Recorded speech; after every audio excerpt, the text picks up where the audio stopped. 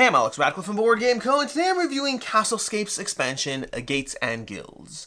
I've already covered Castlescape in a previous video on the channel a while ago. I'll do a brief recap of how Castlescape operates, but then I'll be focusing on Castlescape Gates and Guilds, the new expansion to the game. I should note, this is a prototype, all rules and components subject to change, or more specifically, the expansion elements are a prototype. There's a whole lot of base game going on here that is definitely not a prototype. And of course, I'll have a link to the crowdfunding campaign down below.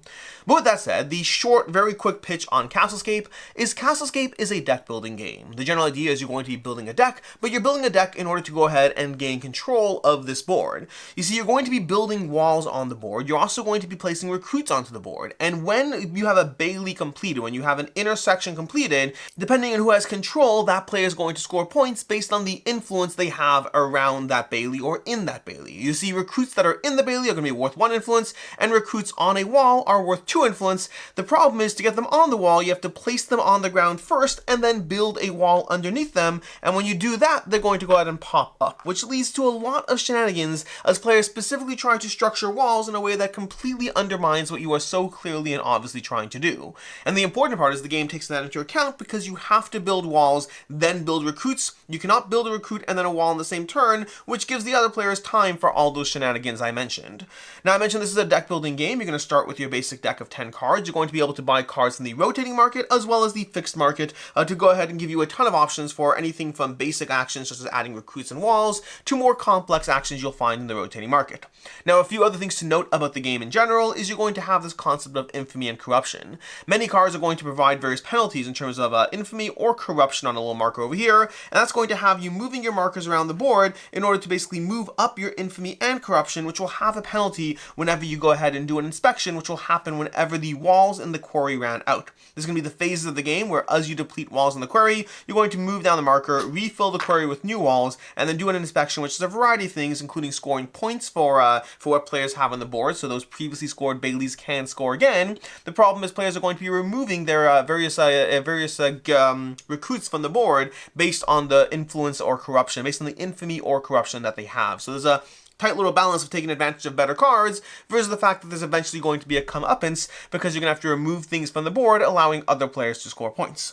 The game's also going to have contracts and goals. Contracts are your own private cards in the game, where you're going to start the game with 2 contracts chosen from 4 randomly dealt contracts. Those are going to give you extra ways to score points, and you can also buy more contracts in the game through the use of the new contracts card. And then there's going to be public goals over here, which are additional ways that if you do something on these goals, you can take the card, removing it from the access to the players, and score those goals. That's kind of the general overview of Castlescape before we get into the expansion. Deck building game, area control, place down walls, place down recruits, be mindful of infamy and corruption, as well as goals and contracts, and see who wins the game by the time you get to the final inspection from the King's Quarry over here. The expansion, Gates and Guilds, is most obviously going to add gates, and you guessed it, guilds. There's a few other things being added, but those are the 2 main mechanisms being added to the game. Specifically, guilds are going to be these asymmetric guilds you give to a player. That's these boards here, and there are a bunch of others as well, and I don't know how many there'll be in the final crowdfunding campaign, but make sure to check that out to see what there is over there. But the guilds are going to give you an asymmetric starting point, effectively. Something that's different about you, something that's different ways to score points, corruption, to get extra money. For example, the 2 I have here are the gatekeepers, where building a gate costs you 1 less wall. I'm realizing I need to teach you about gates for that to be relevant. They have a better way for them to interact with the gates in the game. Something that might be more understandable is going to be the bankers. Whenever you trigger your back alley, you add a gold chest to your treasury.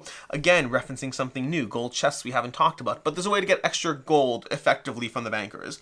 But additionally, they're going to give you other things. So for example, recruits on top of gates to score an extra influence, or start the game with 2 gold chests in your treasury. All these things are kind of referencing new stuff, which was a bad choice, but that's also partially because I want to set up as many new things as possible over here for you. But basically, guilds are going to give you an asymmetric way that you operate differently than the other players.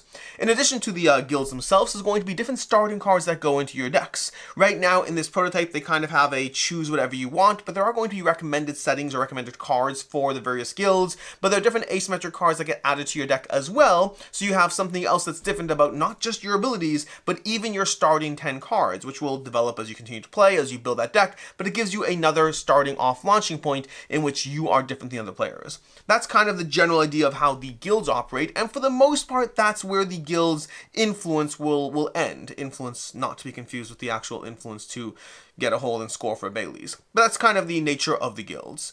Now, before we cover the gates, let's cover one more thing, because I referenced this a little bit with the bankers over here, which we have these treasure chest tokens. Treasure chest tokens, many new cards are going to interface with these tokens, give you ways of getting these tokens, and this effectively is money that you can save round to round. So normally in this game, when you get money to buy new cards, you have to spend it all this turn. Treasure chests give you a way to save money round to round, and in fact, you can go ahead and spend 2 money to buy a treasure chest whenever there's nothing in the market you currently want for the amount of gold that you have. You can save that over for treasure chests at a rate of 2 for 1. So treasure chests stay, and they can go ahead and be spent on future turns, letting you save up for that really expensive card that you want, or just not buy a dead card when you don't want to do so.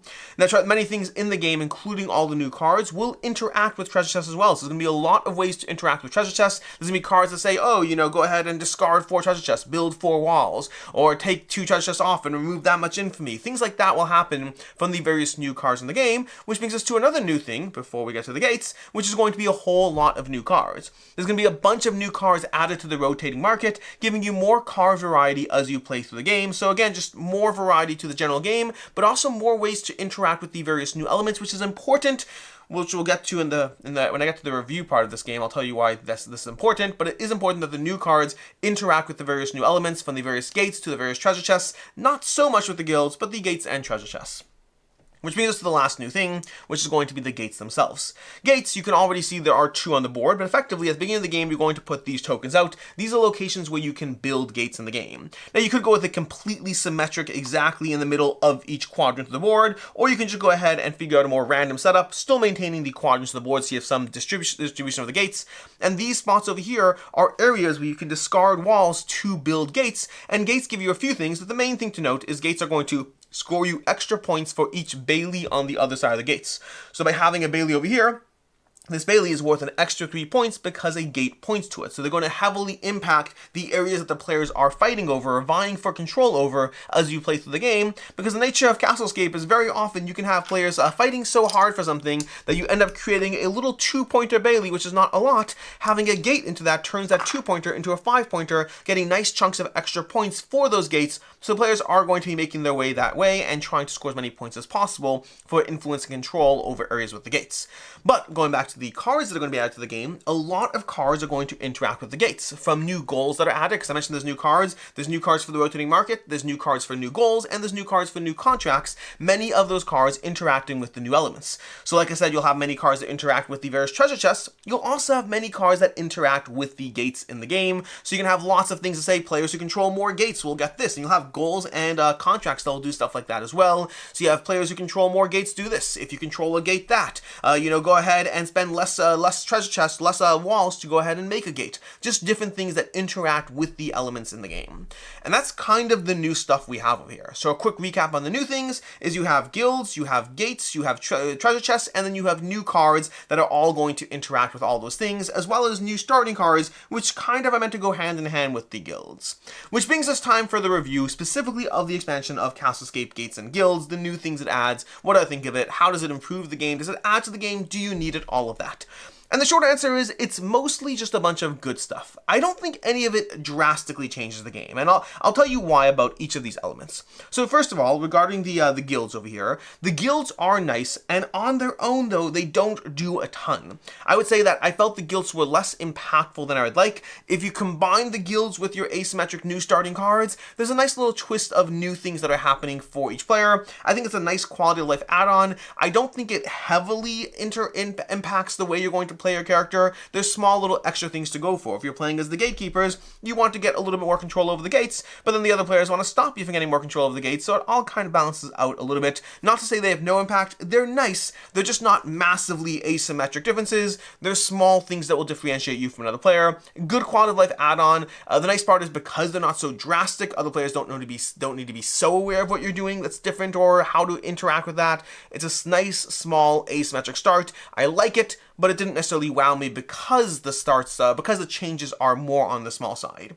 Regarding the treasure chests, that's just a nice quality of life add-on. Like, I like that. Honestly, I like that more than I should, because the treasure chests over there, they give you a way to not clog your deck with bad cards. To me, one of my least favorite parts about playing deck builders is when I have like 3 gold or whatever it is, and I need to add a card to my deck, but I don't want to add a card. I like my deck. I've been weeding cards out, burning some extra cards. I have a nice compact deck that I like, and I don't have the gold to buy the things that I want in the market. And so, but I don't want to waste that 3 gold that I have, so I buy some card that maybe it's useful, like, okay, great, this will give me more recruits. That's a good thing, like more control. I like it. It feels a little bit deflated to spend money when you don't want to spend money for the long-term future, but you're just doing it because you don't want to waste what you have in front of you. The treasure chests really let you change that, because you can go ahead and invest your money at a cost, because it's a 2-for-1 ratio, but you can invest your money for future turns and set yourself up to be able to buy those more expensive cards and really build the best deck possible. So just based on my own personal preference, I really like the treasure chest as a mechanic because it saves me from those turns where I buy something I don't want to, but then also because many of the new cards will interact with the treasure chest. So it's not just about that, it feels more interactive. As I build or buy my deck, I'm going to do a lot of things that interact with those treasure chests that I'm slowly adding to my board. If it's not obvious, I also like the bankers because they give you more treasure chests and stuff like that. So overall, I really like the treasure chest. I think it's a very strong quality of life, especially based on my own biases of how I like to play deck builders. Which brings us to the gates. The gates are, again, a nice quality of life thing, but it doesn't drastically change up the game. It's going to give you something else you're vying for on the board, somewhere else you're working your way towards, where you're building walls, where you're trying to get that extra control. It gives you a slightly taller hill to try to plant your flag on and score points. It won't drastically change up the way you play the game, it just changes up where you're expending more energy because of more points. To a certain extent, it's not that different than a larger Bailey. The main difference is a larger Bailey sometimes has the negative side effect of being chopped up into smaller Baileys. Well, to be clear, once you build a Bailey, you can't chop it up. But in the effort of making a larger Bailey, it may be chopped up a little bit. You can see over here, I'm working my way towards a large one over here, and if any player feels I'll get it, they'll just go ahead and subdivide it, and suddenly points are gone, and smaller Baileys are being scored. So the gates stop that from happening to an extent, because they give you those extra points without requiring an open split size, but again, they don't drastically change things up. Going back to what I mentioned about the deck and interacting with it, the new cards are the main things that I like as far as those gates. Those gates on their own, if it was just about the gates on the board, I would be like, whatever. I'm not saying I don't like it, I'm not saying I won't play with it, but it's not so impactful. The way the additional cards are going to interact with things going on the board and with control of gates, that's going to change things up. Again, similar to the way I referenced the treasure chests and how you're going to build a deck and build your strategy around things going on over there, that's going to be equally true for the gates. So it's not the gates on their own that I like, rather it's the way the new cards and new elements interact with the gates to give you more decision space. That is the thing that I like. So to kind of recap everything, as far as my overall thoughts, my final thoughts on Castlescape Gates and Guilds, Castlescape on its own, I believe I rated this a 3.5 a while ago. It's a good overall deck builder. I had some small complaints about it. One of those things is the fact that you chop things up a lot as you're building towards. Also at a 2-player count, I think it's a little bit more head-to-head than I like. I prefer it at 3 and 4 players. Overall, it's a good game with some complaints for me. Castlescape Gates and Guilds, it's a nice expansion. I think it's a good expansion that there's nothing bad in here. There's for sure nothing bad in here. Everything in the expansion is either neutral or makes the game better, but very little of it blows me away. It's a good expansion that's going to add more card variety, some slightly asymmetric player stuff going on as far as the guild and the starting card, the treasure chest and the gates, but then more importantly, the card variety as far as how they'll interact with the treasure chests and the gates. So overall for the expansion, I'm going to rate it, again, when I rate an expansion, I don't rate it based off of the game itself. I rate it based on what that expansion adds. Is it an expansion that's bad, that's good, that blows me away? An expansion is going to come in at a 3.5 out of 5 as well. It is overall good stuff to improve your game of Castlescape, but it's not going to majorly change the experience well, definitely not in a bad way, but also in a good way. It's just good things that get added to the game. As far as I think there's no recommendations. I don't do recommendations in expansion reviews, so I'll go ahead and say this has been a review of Castlescape Gates and Guilds. I hope it was useful to you. Until next time, I'm Alex Radcliffe from Board Game Co., and as always, I hope you have a good one.